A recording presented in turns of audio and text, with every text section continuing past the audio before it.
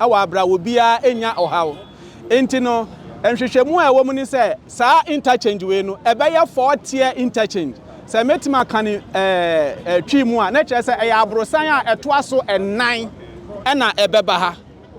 na sa wodi ano so to nchen a saa project na no so no ye be sa atoa so every Suame roundabout we near the Atra Abrepo junction kakra bi na Abrepo junction ho no an so no ehо so ye be ya bridge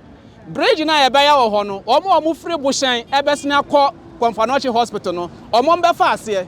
na omo free Suame enso atwamu akoso fo line no omo be fa soro na roundabout no eno de ebe wo esoro na ye wi a yasan aye every Suame roundabout e de akopem e wo fori krom omo frɛ baabi Atomic Junction e ho so no overpass e na beba ho e ho no Crowfrom enti ho no overpass ne beba overpass ne kire se omo pentem no omo ne hwe ye wase omo duru ho a hwi omo nam soro na omo pe bibiye anaso opeso manifa bonkum ni nifa no ono so be fa ase eno no ho no roundabout no e beba ase na se ye hwe 4-tier interchange na ye wie no say na beye omo free offenso anase Suame a omo kokadetia no omo na be nam abrosan ne ba bia toso mienu na omo so a omo efri Abrepo ebesina kokro from no omo na be nam abrosan ne de toso miensa na omo so efri offenso omo besina kokro from no ana omo twam de akọ airport no omo de mefa abrosan ne toso enan ni nyina ya hyehye ni nyina se ne ebe ya obia betima fa so akọ awabra oha bia ni ho na roundabout so ewa ase titiri omo free mampon ne de omo mfro omo namase omo fa roundabout ne broni fra bi service road anase slip baby a opeso ofa bia ne slip no be ma ne kwan amene timati asika de tia Crowfrom Suame anase offenso ekwan sana adwumadi a yebedi no ha no etie ene dai a mi ka sei ena abrewa yi kwan wo fam ama contractor ne timi de aso abofom hu a aso na esi wo na nya aso ketwa aso kese pa ena wodi tu se wo fa yi Suame abrosan ne etoso mienu a ne fa pem ne nan ahodo na ekofom no yebetu foundation mako aduowotwe nwotwe ewo ha efri bridge no ana afọ kopim na tifi yebetu mako aduowotwe nwotwe that is 88 pals amana kofom ewo ha no mu nyina na obia watena Kumasi ha no mu de onim se yensu a yenom aha ne wo Ghana Water Company ewo reservoir kasia pa chese efri barikase ene owabe aha no nyina beguo ansa na wo ma cheche nsuo no enti duro ben anase pipe efemu a ede omode cheche no ene aha no nyina ayama na sa adwumade we se wo benya adaje na duro ben no ba bia da no a ekwan ne be ha no ye afiri ho maako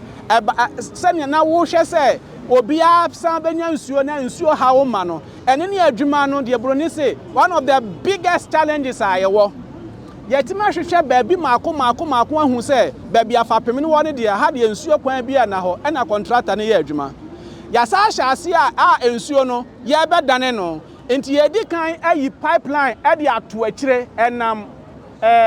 Asanteman Senior High School ho na akofa State Boys na afi akofa market na chisa na abepia ha ye lace a pipe ni nyina de akoto ho na de ato ano se ye fada krupa ni atwa na ya twa nsuo no mu ni de connect na chese ebi a maximum donhwere ba duana dakro no na chese yetima connect na nsuo no da so na mu abra obi a ho enha ne kese enti se adwumadie we na ye ba bedi no wa ha enti no eduru sa abre ya na wose yesre mu nyina adwumafo a mu wa ha mu amuka bi eyeye mutimi kirekire nkofo mu wutena trotro mu na hu se obi ka bibi na bia wutumi se mfa kwan mu a mu a kirekire mu ofise mu na ebri bia yefre mu a mu ba muti ase a mu ne yen eye adwuma no ofise mu wo chefa mu ye stakeholders ewo adwuma no mu enti na phase 1 no nya metima ka amena kwa akosi enini na aban hyehyɛ mu no contract na yede ye adwuma no ye frɛ no yellow book yellow book ni kyerɛ sɛ contractor no wɔno a na ɛyɛ design wɔyɛ design ni wie a wɔno a nso so na ɛbɛsa de ne mfidie asa gyina so asa yɛ adwuma no saa contract we ɛne ɛde yɛ enti sɛ sɛ yɛ aba bia yɛ we hanom paa no deɛ sɛ nka mmerɛ mu yɛ hwɛ a nka nya nduru brɛ koraa sɛ contractor de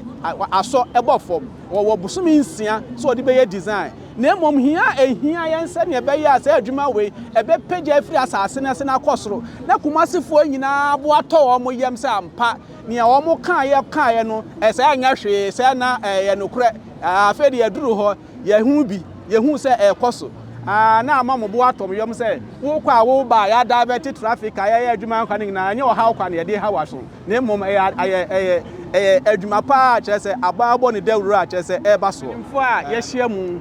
sɛ yɛfiti aseɛ wɔ Suame roundabout ɛma mikyerɛkyerɛ mu sɛ ɛhɔ ne contract no nea edi kan a ɛyɛ phase 1 baabi a yɛabae ɛyɛ contract no ɛyɛ phase 2 na phase 2 no ɛna yɛdi kan ɛhyɛ aseɛ na adekodeɛ nti a yɛhyɛ 2 n'ase egya 1 n'ase ne sɛ saa kwan na ɛwɔ ha no ɛno na ne yɛpɛ sɛ yɛgyina so ɛde yɛ ne yɛfrɛ ne sɛ road diversion the traffic management plan no ebedi akotire ewo mu yie pa nti se ye wie saa kwan wo ye a ye ani mantemo akwan na eka ho no ebeboa ya ma ye adwin baabi ne ayemfa akwan ahodo ne ntu anase akwanhyefo driverfo mbenya baabi afa eno saa botai no nti ena ma ye di kan eye efiti we ase nti saa bre de ni mienu nyina ekoso pepepe ba akodi ba kon achi na wo hye second component na ɛyɛ kwan a ɛno so efiri Suame roundabout or ebesin akɔpem abusuakuruwa ɛyɛ brɔfo kwansin bɛɛ miɛnsa na saa kwan we no yɛ bɛɛ mu amana yɛ broni se 3 lane sɛ wo fa bonkum so a ɛyɛ 3 lane wo fa nifa so a ɛno so yɛ nimia miɛnsa na yɛ nya bibi e friend sɛ media ɛno na ɛkyɛ kwan ne mu wɔ mfimfin ɛno na saa kwan ya so no ye wo bridge ahodo miensa ene wo so bro ni se overpass ni nyina o ye overpass ni nyina se ne yesi design no anase wo se hihye no ye pepepe wo pentem no ebefa soro na wo pentem wo pese wo manifa bonkum ni nifa no wo so betwa am ho roundabout na wo makọ baabi a wo kọ baabi a eginan ya anomanje na wo hwe adwumadie no saa bridge ahodo miensa ni nyina boso pa chese ni nyina duru broni see the same stage almost the same stage say ibe bosumi na yetwa mo ye ba ha no na ye nyandru say yakoyanim yeguso yakoyanim ye wie friends pass na wa ase no foundation ye wie ama ya raise columns no ye friend say PS e wa ha sa mo hwe enadea ahodo a ye pagya ye a eye bridge deck na mu ensamso na eba na ye de besam we no so ama cars atima faso no eno ho nade a ebeso mu ame motima yi edi sa adwumadie no ene na o ma hya ase a o mo hyehye e wa ha sei no and ene na ekoso no na say yes afa second component no so a ye wo mantemu akwan a be brofo kwansini edunum e wa ha say wo hwa me bonkum so menim ni faso a saa kwan no ahodo bebrebe wo ho ye wo magazine roads magazine takwa roads road 1 road 2 road 3 road 4 aba kopem nwotwe yesa wo abusuakuruwa ye wo friend saying ye wo adoato ye wo tafo new link ye wo moshi zongo ye wo kropo ye wo saa kwan ahodo yi nyina wo so a contractor ne guso a omo ye dodo no a de contractor na ya wie wa hye bo say busumi ya ye bebesimu a eye August na wieye no wo de saa kwan we enum nyina beba wieye no afa kwan ya obefa so a so betimi de aban ade ahye ne nsa ade ba ko a hayen kese a eye dadwene se kwan a aban ahye da abọ ho ka ama ye a ye wieye kura mfa nhye aban nsa no adwumafo a wo mo ha bidi ho ya wiye titru magazine fo fitafo wo mo ha no kwan no mfimfin pe ne jack na yehwie diesel ene ho oil ahodo ediguso na mame nkyere mu yie se wo fa bibi te se enkyene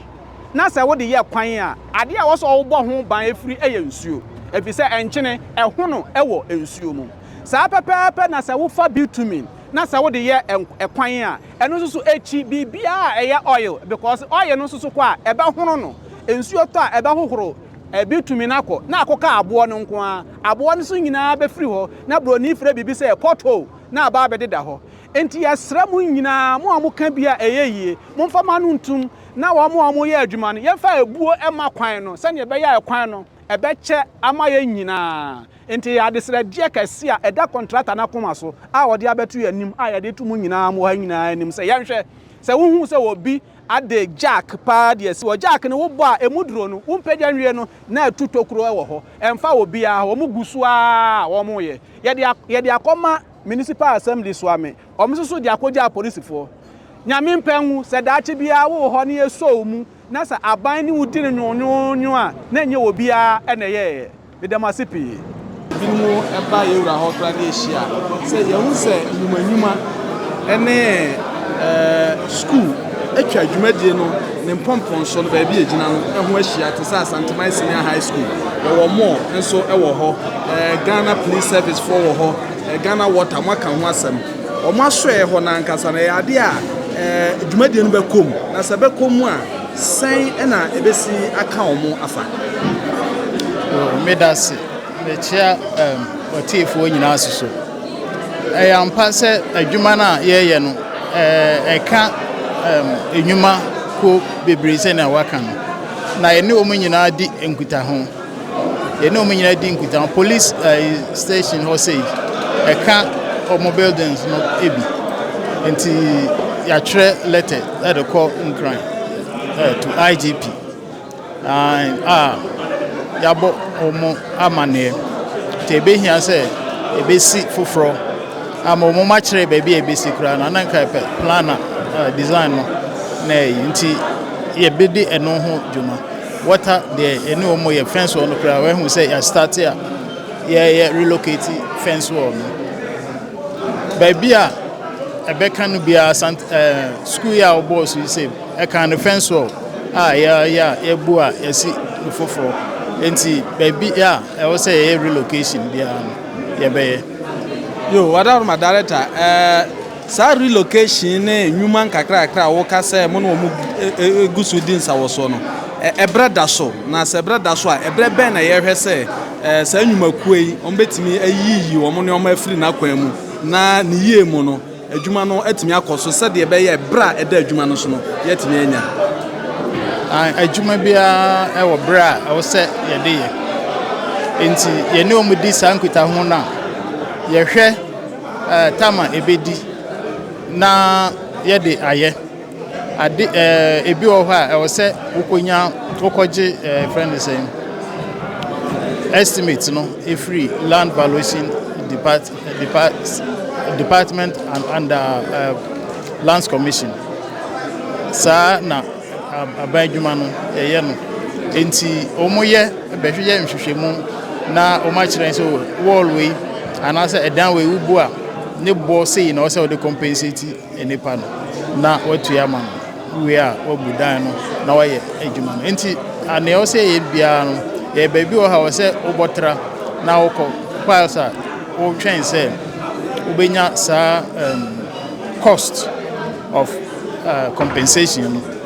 se na be ya project end delay enti eno ne ade aye ma bia ne time ebedi depending on the length and also the quantum of the work yo we dey ye jamu akoyenim se wo dwumade foforo na de atwato se de wo kan se be ye dwumade end delay kumaseman Ghana man obi ahwem anim dwumade ye ba mo ma yate asese mfinhia miensa broni be se all things being equal se no ma toto na kwan mu a ye timeline da so no mu betimi adi so sa kumaseman 8 o se na we ya ye betimi adi so se sata ma ejira ha ide bibia enkere se intimi ni so sa mun se intimi even ye catch row se phase 1 mpo no ya shase before timer o se nke shase enti ye betimi adi so yo director Opemsuo radio Asantuma ne kumaseman yeda mo ase ense da obi ase